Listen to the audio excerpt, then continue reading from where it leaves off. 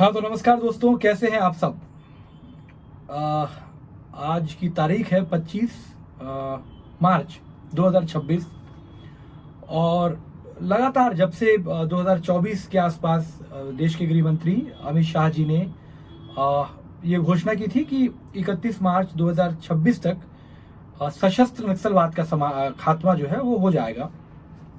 और जब से ये कुछ शुरू हुआ तब से ये चर्चा का विषय था लगातार कि सबसे पहले तो ये था कि अरे इतनी बड़ी घोषणा, 4 दशक से माओवाद जो है वो लगातार चला आ रहा है और इतनी जघन्य हत्याएं और इतने बड़े बड़े जो जिन्हें कहें हम वारदातें इन लोगों ने की हैं, इस संगठन ने की है, तो क्या इसके बाद नक्सलवाद का खात्मा एकाएक संभव है?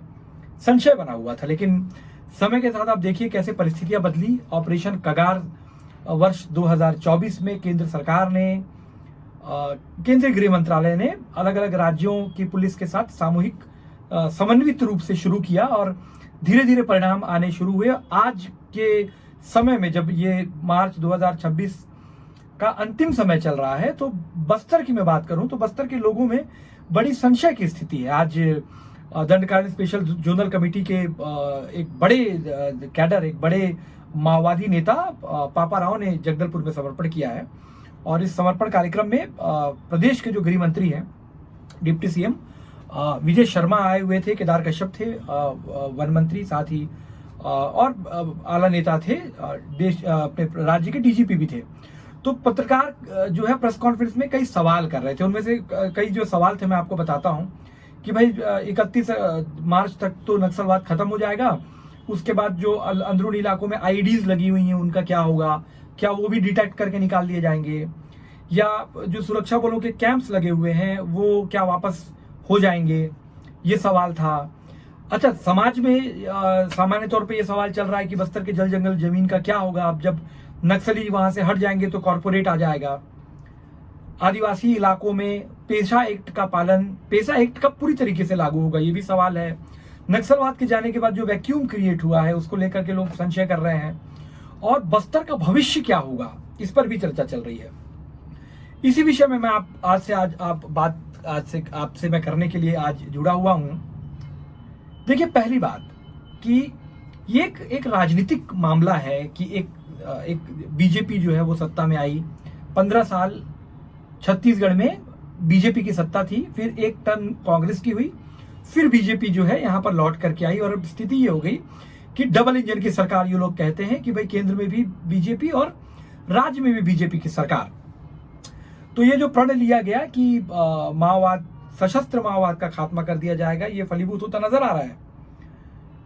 लेकिन किसी एक स्पेसिफिक डेट पे हमें नहीं जाना चाहिए। हमारे लिए बड़ी बात यह है कि अरे भाई 31 मार्च को खत्म ना हो तो 31 अप्रैल को हो जाए, 31 अप्रैल को ना हो तो मई में हो जाए, जून हो तो जाए।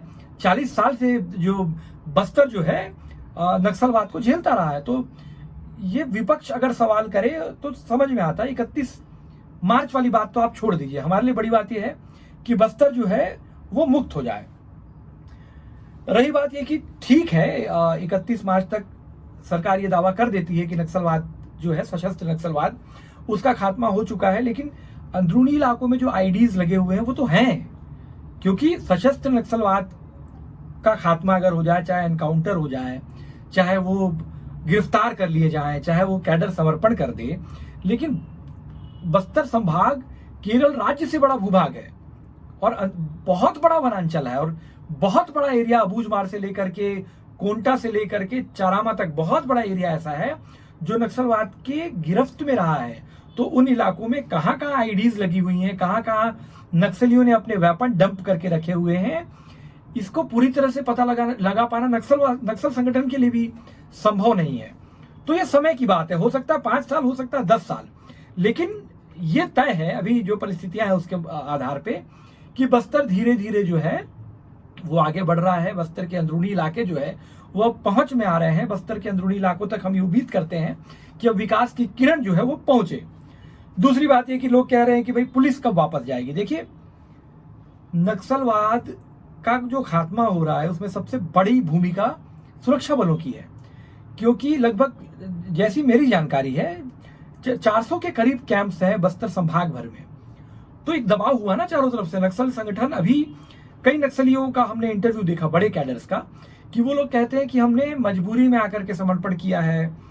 अभी माओवाद संगठन के सामने परिस्थिति ही कुछ ऐसी है कि हमें संगठन करना पड़ रहा है। मतलब कहने का मतलब ये है कि वो लोग मजबूरी में कर रहे हैं। तो मजबूरी कैसी है? मजबूरी ऐसी है कि या तो एनकाउंटर, या तो गिरफ्तारी, और नहीं तो या तो इन्होंने समर्पण तो कर ही दिया है। तो ये जो सुरक्षा बलों का दबाव है, इस दबाव के चलते ही एक बहुत बड़ा कैडर जो है उसका एनकाउंटर हुआ है, या उन लोगों ने समर्पण किया है, या उन लोगों की गिरफ्तारियां हुई हैं। तो आप ये ना उम्मीद करें कि 31 मार्च से ही सारे के सारे जो कैंप्स हैं वो वापस हो जाएंगे। कैंप्स, आज गृह मंत्री का ये बयान था कि वो जो कैंप है, जैसे जैसे वो इलाके एकदम से सुरक्षित होंगे, तो वो जो कैंप है वो या तो धान संग्रहण केंद्र, या पंचायत भवन, या ऐसे ही जनता के कार्यों में उपयोग में लाने का एक जो इंफ्रास्ट्रक्चर होता है उसके रूप में तब्दील कर दिया जाएगा। और साथ ही कुछ समय पहले जब मेरी बात छत्तीसगढ़ के डीजीपी अरुण देव गौतम जी से हुई थी, मैंने उनका बाइट किया था ANI के लिए, तब उन्होंने कहा था कि वो जो सुरक्षा बल के कैंप्स हैं उनको पुलिस के थानों में भी तब्दील किया जा सकता है। तो निश्चित रूप से सुरक्षा बल के कैंप्स अगर वहां से हट जाते हैं तो थानों की जरूरत तो होगी ना। जैसे आपके हमारे इलाके में पुलिस के थाने होते हैं सिविल पुलिसिंग के लिए, वो थानों की जरूरत होगी, तो जो वो कैंप्स है उनको तब्दील किया जा सकता है। तीसरी बात ये कि जल जंगल जमीन का क्या होगा, क्योंकि कई लोगों का ऐसा कहना है कि जब तक नक्सली थे तब तक जल जंगल जमीन सुरक्षित थे, जानवर सुरक्षित थे। मैंने देखा है कि बड़े पैमाने पर नक्सलियों के रहते हुए भी वनों की कटाई और उनका स्मगलिंग जो है, तस्करी हुई है। वन्य प्राणियों के खाल समय समय पे अंदरूनी इलाकों से तस्करी के दौरान जो है पुलिस ने, वन विभाग ने लगातार बरामद किए हैं।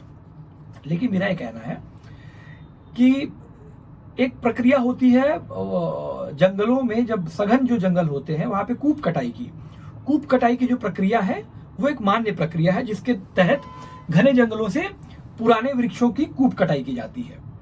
दूसरा ये कि विकास के लिए, सड़कों के निर्माण के लिए या ट्रेन के आने के लिए भी वनों की कटाई होगी। तो ये निर्भर करता है कि बस्तर की जनता क्या चाहती है। ये जरूरी है कि रायपुर से जगदलपुर की ट्रेन ज्यादा जरूरी है बनिस्पत की वो इलाके जो कॉरपोरेट के फायदे के लिए होंगे, जहां बस्तर का लोहा भेजा जा सकेगा। तो आम जनता की धारणा है कि भैया वो ट्रैक पहले बनाइए रेल का जो जनता के लिए सबसे जरूरी है। रायपुर से जगदलपुर वो जरूरी नहीं है जो दूसरे स्टेट से यहां आ रहा है, जिसकी बहुत ज्यादा जरूरत नहीं है। तो अगर बस्तर की जनता के साथ ग्राम सभा की स्वीकृति के साथ कोई कार्य किया जाए तो इससे बेहतर क्या हो सकता है। तीसरा मैं ये कहना चाहता हूं कि भाई बस्तर अब जब मुक्त हो गया है तो बस्तर का विकास कैसे होगा। देखिए, बस्तर वनांचल क्षेत्र है, यहाँ पर प्रकृति ने बहुत खूबसूरती बिखेरी है, पर्यटन की असीम संभावनाएं हैं, जल जंगल जमीन, पहाड़, झरने, गुफाएं, आदिम संस्कृति, जैव विविधता, सब कुछ प्रचुर मात्रा में है। तो यहाँ पर मुझे ऐसा लगता है, जैसे देखिए काश्मीर है, लद्दाख है, तो वो इलाके, वहां कोई बहुत बड़ी इंडस्ट्रीज नहीं है, वहां कोई बहुत ज्यादा रोजगार तो नहीं है, लेकिन वहां पर्यटन की वजह से लोग जो हैं वो आत्मनिर्भर है। कोई होम स्टे चला रहा है, किसी की टैक्सी चल रही है, किसी का रेस्टोरेंट चल रहा है, कोई गाइड बना बैठा है, कोई विभिन्न प्रकार के स्पोर्ट्स जो है वो पर्यटन स्थलों पे करवा रहा है। तो वैसे ही बस्तर में, बस्तर के लोगों को आगे बढ़ाने के लिए बस्तर के पर्यटन को बढ़ावा देना चाहिए, बनिस्पत इस पे कि यहाँ बड़ी बड़ी फैक्ट्रियां लगाई जाए। मैं ये समझ सकता हूं कि देखिए आज बड़े बड़े युद्ध जो है ना, वो बड़े बड़े युद्ध भी खनिज के लिए हो रहे हैं, पेट्रोल के लिए युद्ध हो रहा है, और अलग अलग जो मामले हैं, कहीं यूरेनियम निकल जाता है, कहीं कोई खनिज निकल जाता है। तो ये खनिज जो है वो किसी देश की समृद्धि के लिए बहुत आवश्यक है। तो खनिज, जैसे बताया जाता है कि देखिए बस्तर में बैलाडीला की पर्वत श्रृंखलाएं जो है प्रचुर मात्रा में वहां कहें टिन और यूरेनियम, बॉक्साइड, कोरंडम बस्तर में प्रचुर मात्रा में है। तो उसके खनन की बात उठती है।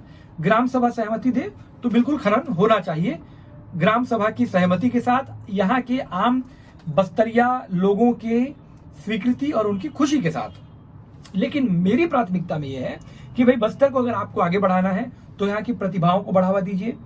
बस्तर में अगर आपको विकास करना है तो आप यहाँ के पर्यटन को बढ़ावा दीजिए। असीम संभावनाएं हैं। अभी हाल ही में आप देखिए कि यूनेस्को ने जो विश्व के 20-21 जो प्रमुख पर्यटन गांव हैं उनमें से एक दरभा के कांगेर वैली के किनारे जो धुड़मारास है उस गांव का चयन किया है। तो ये सिद्ध करता है कि बस्तर में पर्यटन को लेकर के असीम संभावनाएं हैं। तो बस्तर में कॉरपोरेट की एंट्री हो या यहाँ पर बड़े बड़े उद्योगों की स्थापना हो, उससे ज्यादा मुझे अच्छा लगता है कि बस्तर का जल जंगल जमीन सुरक्षित रहे और यहाँ के पर्यटन का जो है वो विकास किया जाए। निश्चित रूप से बस्तर का जो आम बस्तरिया है वो इससे समृद्ध होगा। यहाँ का हैंडीक्राफ्ट देखिए आप, यहाँ के आप वनोपज देखिए, वनोपज का प्रसंस्करण हो जाए। यहाँ के हैंडीक्राफ्ट को अगर उचित मूल्य पे इंटरनेशनल मार्केट मिल जाए तो क्या जरूरत है किसी बड़े उद्योग की स्थापना की। तो मुझे ऐसा लगता है कि बस्तर अब बहुत सही दिशा में बढ़ चला है, लेकिन एक जो वैक्यूम क्रिएट हुआ है वो अब नकारात्मक शक्तियों के हाथ में ना जाए या बस्तर राजनीति का शिकार ना बने।